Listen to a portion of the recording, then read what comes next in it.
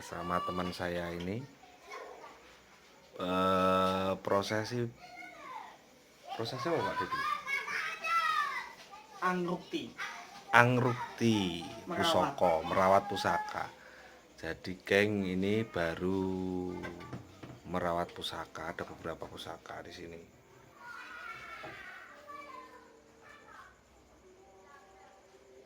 Tuh kita baru malam Jumat ya Pak? Malam Jumat geng.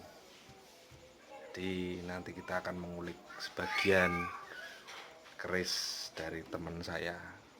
Jadi beliau ini Pak Dedi ini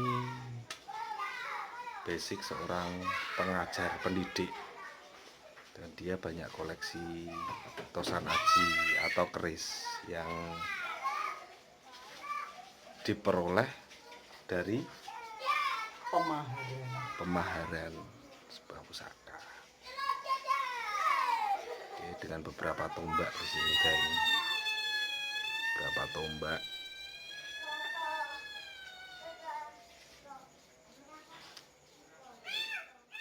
Ketemu lagi sama saya. Tadi udah membahas untuk penjamasan ya Pak Dedi. Penjamasan perawatan dari keris. Sekarang kita mau mengulik salah satu tosan ajinya teman saya Pak Dedi. Yang jenengan mau ulik apa? Kebulajer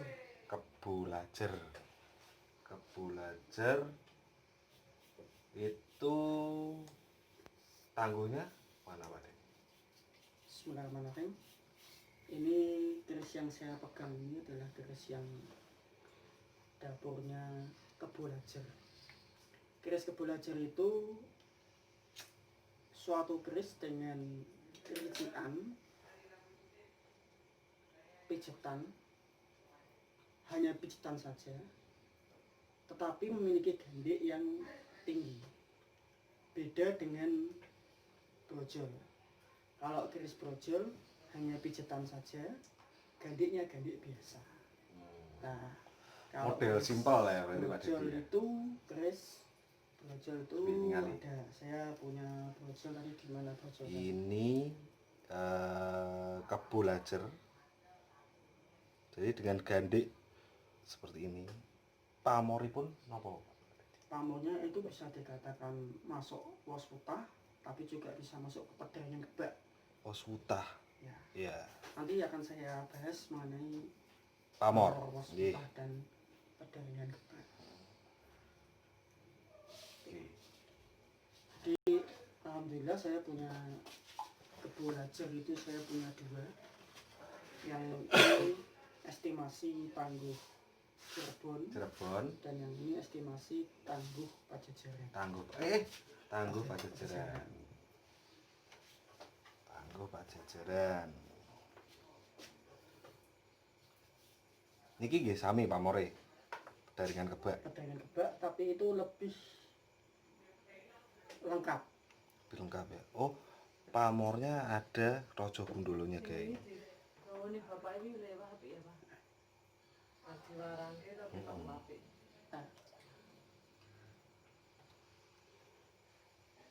Cara pandang seseorang terhadap pusaka itu bisa mengambil positifnya ataukah hanya mengambil kekurangannya saja.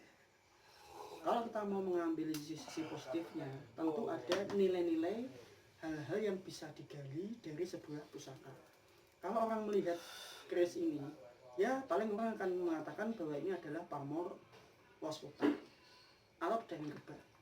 Tapi jika kita teliti secara detail, mungkin di dalam pamor ini terdapat pamor-pamor sisipan. Ya, yang kayak atasnya ya Pak. Nah, mungkin ini kalau kita teliti dengan benar-benar, keris ini ada pamor bungkus, kemudian ada udan masnya, kemudian ada Raja Gundolonya. Jadi kalau meneliti sebuah pusaka secara betul-betul, itu tentu ada hal yang istimewa dari sebilah pusaka. Nah, kembali ke tadi, ini keris Kebolajer yang tadi saya sampaikan tadi, ini estimasi ada Tangguh Cirebon. Tangguh Cirebon yang seera dengan Demak. Jadi sekitar tahun 1500. Jadi Cirebon itu ada Cirebon Sepuh, Cirebon Tengahan, Cirebon Muda, Cirebon Kanoman. 1500. 1500. Oh, berarti abad 15 ya? Abad ke-15 seera dengan kerajaan Demak pada waktu itu. Cirebon era Demak itu kan dipimpin oleh Sultan Gunung Jati atau yang dikenal dengan nama Fathahilah Paletehan. Dia bergelar Sultan Gunung Jati, dikirimkan oleh Sultan Demak untuk mengislamkan Cirebon dan kemudian mendirikan suatu kerajaan Cirebon baru yang bernuansakan Islam. Nah, era-era tersebut maka dinamakan Cirebon Kanoman. Nah, kalau yang lama disebut Cirebon Kasepuhan, maka di Cirebon terdapat Keraton Kasepuhan dan Keraton Kanoman. Cirebon ya? Ya, Cirebon. Nah, kembali ke Kebolajer tadi. Biasanya keris-keris Kebolajer ini, kenapa dinamakan Kebolajer? Kebo itu adalah sosok binatang yang kuat, perkasa, dan tidak mudah menyerah. Maka keris-keris Kebolajer ini biasanya digunakan bagi orang-orang atau empu yang membuat dahulu itu, dimaksudkan supaya yang memiliki ini dia memiliki mental yang kuat. Apabila menghadapi masalah tidak mudah putus asa, melaku terus lempeng. Kebolajer, kebo yang berjalan lurus. Kebo atau bahasa halusnya adalah Mahiso geng. Mahiso lajer atau Kebolajer. Biasanya keris-keris Kebolajer ini, menurut yang saya ketahui dari teman-teman paguyuban, keris Kebolajer ini minimal dulu digunakan oleh Demang. Oh, Demang. Memang ada salah persepsi. Ageman ya, berarti Ageman Demang ya? Bisa. Mungkin akan salah persepsi. Kebanyakan orang mengatakan bahwa keris Kebolajer itu adalah untuk tani. Ya. Ya, sebenarnya tidak. Keris untuk tani itu ya bukan hanya Kebolajer.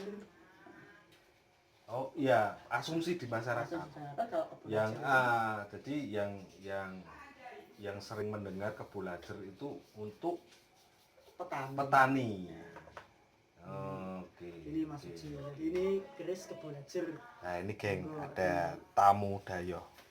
Mas Uci, jadi dulu murid didiknya Pak Dedi. Ini juga belajar keris, geng. Jadi kita sama-sama mengulik untuk sebuah tosan aji seni tempa ya. Jadi seni tempa yang zaman dulu gitu.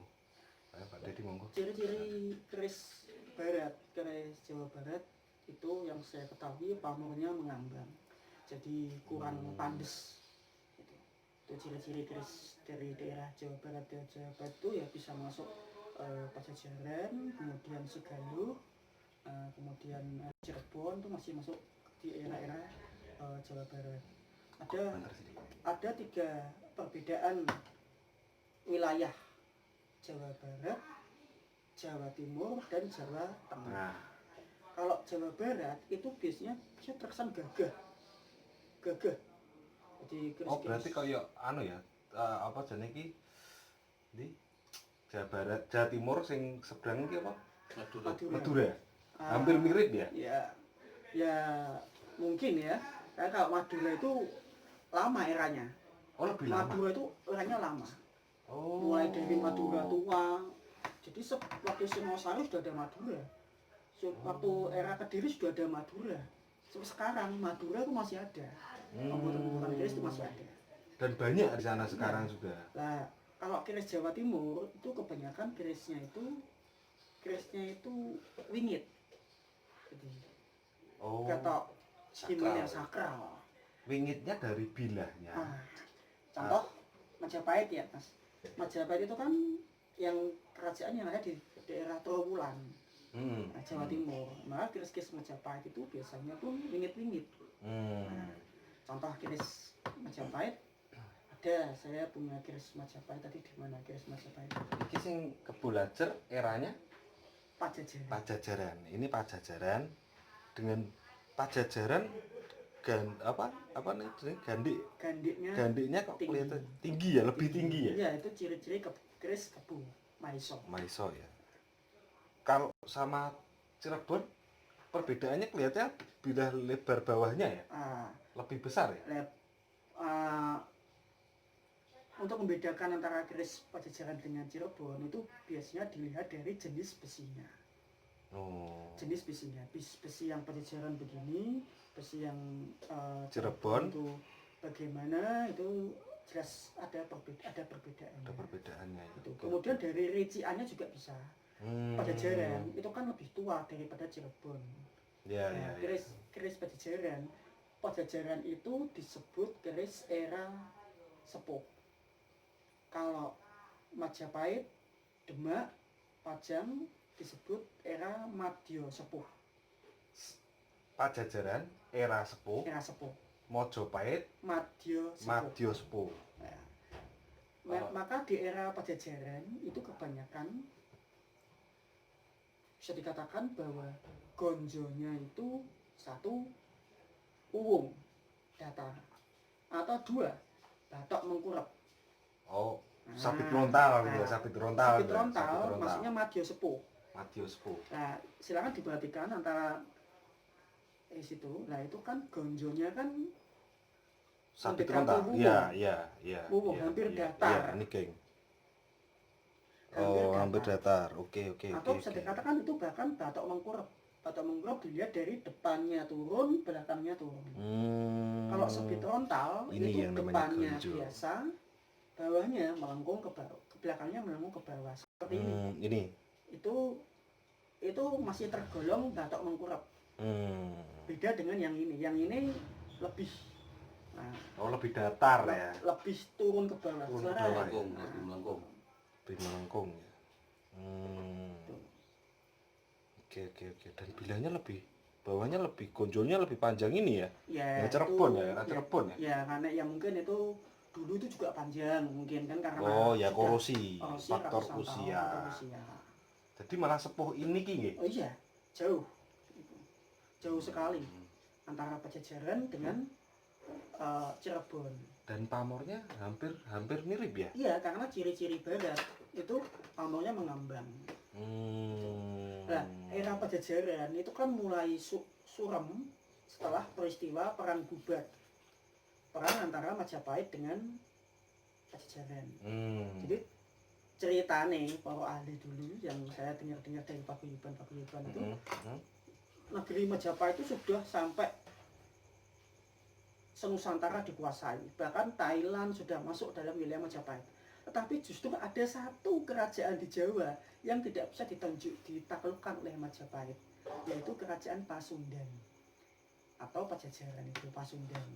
Maka di era Gajah Mada, tidak maksudnya eranya Singosari, Pasundan. Tidak. Pasundan itu kan saya bilang bahwa Pajajaran itu kerajaannya panjang. Eranya panjang. Di era Singosari sudah ada Pajajaran. Pasundan sepuh ya berarti itu kan ya? Iya. Jadi Pajajaran itu adalah terusan dari kerajaan Segaluh. Maka Galuh, Pakuan, Pajajaran. Galuh, Pakuan, Pajajaran. Karena waktu dinamakan Galuh, Pakuan, Pajajaran, yang saya tahu bahwa di sana banyak tumbuh-tumbuhan paku, tanaman-tanaman bis paku-pakuan. Maka dinamakan Galuh, Pakuan, Pajajaran. Raja yang terkenal adalah Prabu Siliwangi. Makanya abad ke itu panjang. Panjang. Mulai dari abad ke 11 sudah ada itu kerajaan Pajajaran itu. Kembali ke perang Bubat tadi, jadi Majapahit itu tidak bisa menaklukkan Pasundan, Pajajaran. Maka strateginya adalah melamar putri dari Pasundan, Pajajaran itu. Jadi niatnya Gajah Mada dengan rombongannya itu melamar ke Pajajaran, meminang putri tersebut untuk diperisti oleh Prabu Hayam Wuruk. Prabu Hayam Wuruk pada waktu meminang putri di Pajajaran, setelah pinangan diterima, putri tersebut diantarkan oleh Pajajaran menuju ke kerajaan Majapahit. Nah, sampai di tanah lapang yang disebut Bubat, pada waktu itu terjadi perselisihan pendapat. Prajurit Majapahit memandang bahwa putri tersebut adalah taklukan Majapahit. karena diantarkan oleh Pajajaran Jajaran. ke Majapahit. Tetapi orang Bajan tidak mau, tidak sedemikian. Mereka beranggapan bahwa putrinya itu dipinang oleh Prabu Hayam Wuruk. Nah, Miskomunikasi berarti. perbedaan tersebut menyebabkan perang karena jumlah yang tidak seimbang, maka habislah tentara-tentara Pajajaran dibantai di Bubat tersebut. Maka saya pernah membaca sebuah novel waktu itu, Banjir Darah di Bubat. Itu menceritakan tentang perselisihan antara Gajah Mada dengan Pasundan. Nah, dengan reda tersebut bahkan semua prajurit Pasundan tewas, termasuk putri tersebut. Dia memilih untuk mengakhiri hidupnya, entah itu bunuh diri atau tidak, saya lupa sumbernya. Nah itu sekolah intinya Pasundan tumpas habis. Apa? B. Nah kembali B, Bu. lagi, Sorry, geng. sesudah peristiwa tersebut, itulah Prabu Hayam Wuruk masa kecewa dengan kinerja dari Gajah Mada. Kok iso kayak ngomong gitu piye? Ya mulailah Gajah Mada karena situasi politik lama-lama tersingkir, sehingga akhirnya Gajah Mada memilih melepaskan patihnya, memilih menepi di Madakaripura, tempat yang terpencil. Dia menyebut tempat tersebut sebagai Madakaripura. Itu diyakini tempat moksone Patih Gajah Mada. Itu. Nah, Gajah Mada itu sosok yang misterius. Itu dari mana dia berasal juga tidak tahu. Dia dari sejarah mana, Raden mana, tidak tahu. Nah, kemudian Ini gak prasasti kan pada Gajah Mada ya? Ada. Itu juga enggak. Jadi sejarahnya dia pun juga enggak ditulis ya padanya? Iya, dia enggak mau. Bahkan ada beberapa literatur yang tidak mau disebutkan namanya, kemungkinan Hayam Wuruk adalah anak dari Gajah Mada. Kemungkinan. Damar Wulan juga merupakan anak dari Gajah Mada. Ya entah itu, tidak tahu ya, itu literatur yang tidak bisa disebutkan dalam ya ini berdasarkan prediksinya Pak Dedi. Dia memang pakar di situ. Jadi kurang lebihnya seperti itu, geng. Jadi untuk keris kebulajer ya Pak. Jadi jangan salah prediksi bahwa kebulajer ini buat petani, tapi biasanya ageman kanggem minimal Demang. Loh, kebulajer, geng. Demang. Dulu biar prediksiku di situ, Pak. Berhubungan dengan kebu. Iya kan? Mungkin sebagai cocok tanam menghilangkan wabah. Siji kuwi. Sing keloro tandurane ben apa? Gembah lipah, subur. Anggapanku prediksiku di situ. Oh, enggak tahu simpel padahal bentuknya. Ora kakean lo, enggak banyak lo. Juga enggak ada riciannya juga enggak banyak, geng. Jadi kembang kacangnya enggak ada, tikel alisnya juga enggak ada ya, Raden? Tidak ada. Ada? Tidak ada. Oh, tidak ada ya? Hanya kembang kacang, hanya pijetan ya? Gandek polos. Hampir sama dengan riciannya brojol, geng. Jadi kurang lebih kurang lebih tentang mengulik segi Tosan Aji ini, Tosan Aji kebulajer ini kurang lebih seperti itu. Dan rentetan masa lalunya yang berhubungan dengan sejarah dan kerajaannya kurang lebih seperti itu, geng. Jadi kita bisa mengulik Ini dulu sebuah pusaka dari budaya, tolak ukurnya dari budaya dan kerajaannya, dari eranya. Jadi kurang lebih seperti itu, geng. Tetap sehat, tetap semangat, dan share and subscribe channel Soko Budoyo Channel. Terima kasih.